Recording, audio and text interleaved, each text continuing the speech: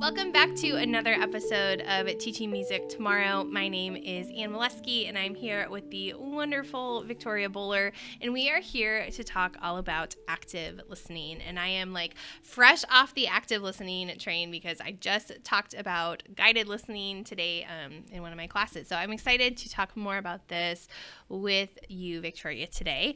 I think that it's important to note that even if we're not doing a specific listening lesson where our curricular focus is listen to this music today in whatever capacity that takes, that listening is really embedded. Active listening, purposeful listening is really embedded in what we do each and every day, no matter what we're doing. If we're teaching a song by rote, we're obviously, or perhaps I shouldn't say obviously, we're probably asking our students to listen for something to learn the song, or maybe they're keeping a steady beat, or they're doing something to engage with listening as they're engaging with musical material. So do you have anything else you want to say about that? Yeah, I do. I want to emphasize what you said about active listening is an embedded part of just everything that we do. And the most obvious way that it's embedded is when we are teaching a song, we're not going to teach a song and just sing it at kids. We're going to sing it and students have something that they're doing. It's a participatory thing, right? It's not just the teacher at students. The students are involved in the listening. And so you mentioned we're listening for something specific. We might be keeping a steady beat. This is also where we might be teaching a song with hand motions, or raise your hand when you hear this word, or whatever. And so when we take that and we apply it to the specific discipline of listening to music, and this is something that hopefully you'll talk about, I don't know if you will, but entire books, entire courses, it is truly its own discipline. Music listening is its own thing. So just like we have singing embedded in our classrooms, but then sometimes we take a moment and we pause and we say, hey, now we're really going to focus on the technique of singing for this, specific activity. In the same way, listening to music is embedded in the way we teach. But there are also times that we can pause and really focus on the discipline-specific skill of listening to music. Yeah, and I think in what you're saying, I'm thinking about how so many of our other episodes and lesson ideas that we've talked about is there's always the next step, right? It's never I'm going to take this snapshot of this piece and I'm going to listen for this thing and then that unit is over. I don't think that's the way either of us teach. I don't want to speak for you, but I feel like I know pretty well that that's not how you teach. So there's a pretty good chance that something has led up to this listening lesson and or it's going toward something else, which is certainly the case with what I'm going to share, but I'm dying to see what you're going to share. So do you want to kick us off? Okay, and I'm going to, hopefully we can put this graphic on the screen, and I'll share this with you, Anne, so that you can see it. I'll throw this in the chat so you can be, along for the ride. Okay, so let me mix it up and shake up everything that you just said, because yes, 100%, it's not a single lesson. And I will yes and that and say there's a lot of research out there about repeated listenings of songs, and students like the song more the more they hear it. So if we throw a new piece of music at them, or even a new song that they hear on the radio for the very first time, you like it more the second time it comes on. And then you like it even more the third time it comes on. And by the 57th time, you don't really like it as much. But up until a point of diminishing returns, that with repeated listenings, students have a higher preference for the music. So repeated listenings are great. The other thing that I'll say as a caveat to this is there was a while in my lessons where I was really intentional about closing the lesson with active musicking, with active listening, I should say. And that was following Patricia Shane Campbell's universe of listening experiences of attentive listening and inactive listening and creative listening and all of that kind of stuff. This is the opposite. And it's the opposite of what you just said. And it's the opposite of everything I said. This is a one-off thing. It is a substitute lesson. This is something for the end of class. You have extra time. But all of those caveats to say that it doesn't have to be a one-off lesson. So this is in the planning binder as like a breathing room thing. So it is intended to be a one-off thing, but for all of the reasons that we've been talking about, it does not have to. All right, so I have on the graphic, you can see this is a movement activity, and this is with West End Blues, which is performed by Louis Armstrong, and it was written by Joe King Oliver. But when Louis Armstrong recorded it, this became like this standard version. Like he played it and everyone was like, we love this so much. Everybody wants to play exactly like this. So this is kind of like the standard version of the song. So when this starts, unfortunately, we cannot play the actual music. There's no like recording because then we wouldn't be able to post the episode. So that's why I have this on the screen so that you have like the timestamps so you can follow along and do this, in your own classroom. But you'll hear my, my best trumpet impersonation instead of us playing the actual music. So it starts with this like really beautiful trumpet solo. And at the first part, our feet are planted in place. We're with lower elementary here. Our feet are planted in place, and it's like we're trying to catch the melody of the trumpet as we're just improvising movements that follow the melodic contour. So you're trying to catch it as if you could take one of those laser pointers. You know how kids love to use those laser pointers and point them everywhere? You're doing that with your body. So as the trumpet is moving, you're moving up and down all around like that trumpet. And then we get into the main theme, the so we're going to sway in place, and all of this is happening non-verbally, ideally non-verbally, and students are just following the teacher with simultaneous imitation. So we're swaying, and can you sway now just your head? And could you sway your arms? Could you sway forward and back? Could you sway side to side? Could you sway with just your foot? Could you just make your elbow sway? So some like isolation movements happening there. Then in the next section of the song, the percussion comes in and it's like is that rhythm that happens with the percussion, and we're going to tiptoe in open space to that. So we've been standing in place. We've gotten the hang of like following the teacher and knowing that the teacher's going to change something, and now we take our show on the road. We're tiptoeing in open space. In the next section of the song, there's like this dialogue with Louis Armstrong and the clarinet, and so we're going to use our hands, and one hand is the clarinet, and it'll rise and fall when the clarinet plays. And then our other hand is going to be the answer, and it will rise and fall as the clarinet plays as well. So now we're standing still, rising and falling with our different arms. So when you hear the one thing, one part of your body moves. When you hear the response, the other part of your body moves as well. The piano comes in next. So we're going to have our fingers, we're going to wiggle our fingers in the air while we are again moving around in open space. And our tiptoe feet are going to be just as light as that piano as it's moving up and down and all around. At the very end, there is a very, very, very long note with the trumpet. And for that note, we are going to stand in place and we're just going to spin. For as long as that sound lasts, we're just going to spin and spin and spin. And then eventually we're going to lay down on the floor and listen to the rest of the song while we're just laying down on the floor. So that's the piece. And sitting and explaining it, it does sound like a lot, and it is. It's packed. But this is one that even though it is a one-off lesson, this is something that students for sure enjoy the more they hear it, because they can anticipate that the different sections are coming up, and they know, where the arms are moving and where they're moving around in open space and things like that. So a one-off lesson that can be repeated, and it's more successful being repeated, but for like a substitute lesson, things like this. Go ahead. Yeah, a one-off lesson that is like the gateway to many things. I mean, you just built like a ton of music. I can think of a ton of movement vocabulary.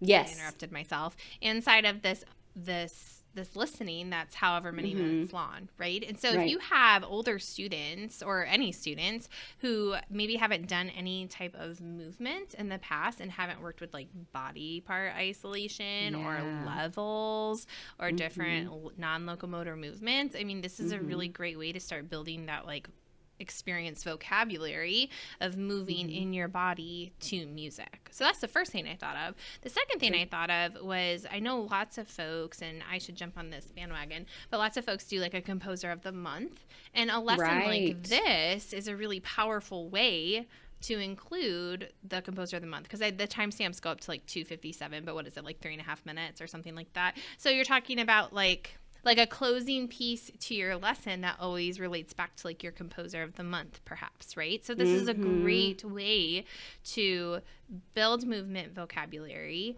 have guided listening, do some historical context into your composer of the month type thing. Instrument identification. Like, it's kind of like one of those lessons that helps you get all the other stuff that we're supposed to teach. You know what I mean? Like, where do you put in instruments of the orchestra? Well, maybe it's part of my active listening that I do at the end of class, you know? So, no, I love that. I think it's great. That's good. That's good. Cool. Well, now, Anne, take us to something that has maybe a little bit more of a string that can connect, you know? Take us there. So, okay.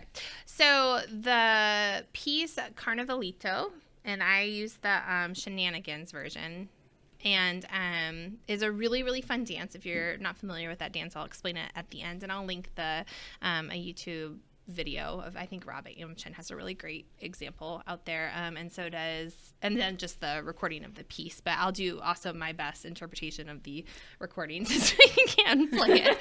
But what I love about this is I actually use it as an introduction to creating listening lessons for both my music ed majors and my music majors. So we do it away from the dance, and it's something that I'm going to do with my second graders, actually, because they've just learned ton-titi. They're older beginners for all intents and purposes because they haven't had music with me before.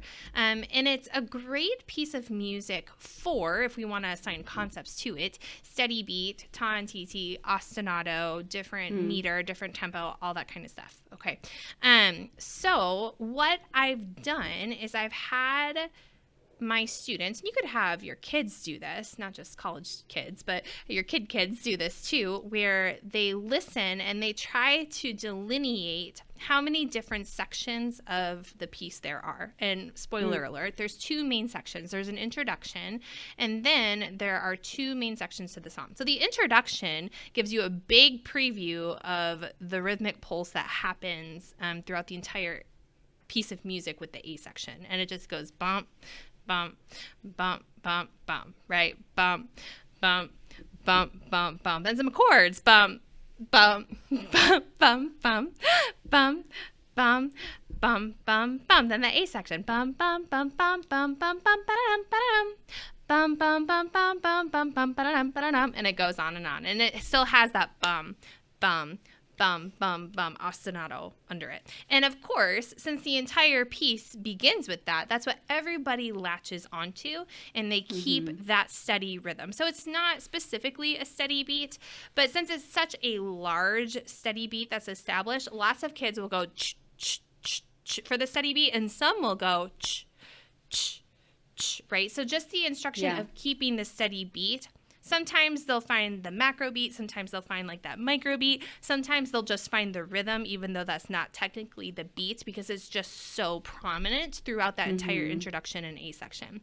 Then the B section goes ba ba bum bum bum ba-dum, ba-dum, bum, right? So a completely different vibe, and they can still find the steady beat there. So once we distill that there's an introduction, and then there's an A section and a B section, and we can use A or B, or we can use symbols, then what I do is I pass out scarves and I pass out shakers, and I put them into groups. And I say it doesn't matter how you choose to show the steady beat, but use these materials in your group to show the steady beat in the two different sections. And so what ends up happening is either the shakers keep the but during the A section, and then the scarves do their like swirly whirly thing during the right, that part. But what I find is that they do a really good job finding the steady beat, and they find all different ways to play the shakers to the steady beat. So they're like tapping their neighbors, they're doing it up high, then down low, they're tapping them together, they're each taking one shaker and a scarf, or like someone's in charge of the scarf, someone's in charge of the shakers. So even though we're just focusing on steady beat, there's a lot of student choice involved, which makes it a fun thing for older beginners or just anybody, to be honest with you. And then that's a gateway to doing the dance, right? So the dance is done in a broken circle, and your feet follow that bum, bum, bum, bum, bum pattern. And you alternate between moving down and moving up. And you have a leader who's leading that broken circle, kind of snail style, right? Mm-hmm. And then you skip during the B section. So you're still focused on that rhythm, that ostinato, and then the steady beat, right, with the skip so that you can skip to the beat. But we've done it in a way that allows students to listen, kind of map out the sectional form. Okay, use some external reinforcers or instruments or scarves or whatever you want to use. I mean, you could use whatever. And then that can serve as a gateway to doing the actual dance. And then teaching the dance is cake because they're so used to keeping that rhythm with the shakers and then just putting it in their feet and then keeping the steady beat in the B section. So there's that. So I love that. Mm-hmm. I love that. So talking about creating a mental map first, that is huge. That is so valuable. Asking students to create their own mental map of specifically of how the form goes. And this is something that, like you said, you're doing this for adults who are creating their own listening lessons. But this is for sure something that students can do. Can you figure out the different sections of the song? Something else I really like that you have a noisemaker and a non-noisemaker for your student choice activity. Talk to me about how students are in groups. Is it just like pizza slicer and half the class, they get the shakers, pizza slicer, this other half gets the scarves and just go however you want? So I put them in groups of 3 or 4, and there's enough for everybody to have a scarf and everybody to have 2 shakers, right? And so sometimes, everybody could play shakers in the A section and then grab a scarf for the B section, or everyone can, or like 2 people play shakers and 2 people have scarves and they all do it the whole time, or 2 people have shakers and they do just the A section, 2 people have scarves and they just do the B section. But it's however they want to do it. So I left it wide open with adults, right? Who are, to be honest with you, a little apathetic in the first place. I don't worry too much about it getting out of control. But I'll report back because you might want to put some more parameters in place for the kids, but maybe not. Sure. I mean, it's kind of like a low risk deal, right? Like we're just showing steady beat. So. Oh yeah. Well, you do have the parameter of it's a steady beat, right? Exactly. So like chucking it at your neighbor's head is not a steady beat, right? You know what I mean? And like smashing on the ground and jumping on it is you're probably not coordinated enough to do that in a steady beat. So there is you do have that musical parameter that functions as a classroom management parameter. And then also with second grade, they're in groups of like 3-ish. Which is a very successful number for second grade. Like it's not a huge group. I like that. So you're jumping into a creative idea embedded in your listening idea. And then the other thing to point out is that, and this is back to, a conversation that we have a lot about extending a piece or extending an idea, extending a dance. You could say, like, I went to a workshop and Rob taught me this dance and now I use the dance, right? And that's the end, Or what we often do is we find a way to extend the dance. We extend the song, we extend the activity. But what you've done is you've come in front of it and like as the preamble to the activity, there are actually all of these ways that we can preface the activity so that by the time you're actually teaching the dance, like you said, it's a piece of cake because students have embedded it in their bodies so much already. Yeah. And it was as simple as saying, put that rhythm in your feet and then do what I do to show whether it was down or up, right, as we're walking around the circle. And again, if this is tricky to visualize because I know it's hard, when we can't play other people's stuff, we'll link it down in the show notes. We're not actually dancing and we're not dancing around in open space and we're not playing the song. So I know exactly.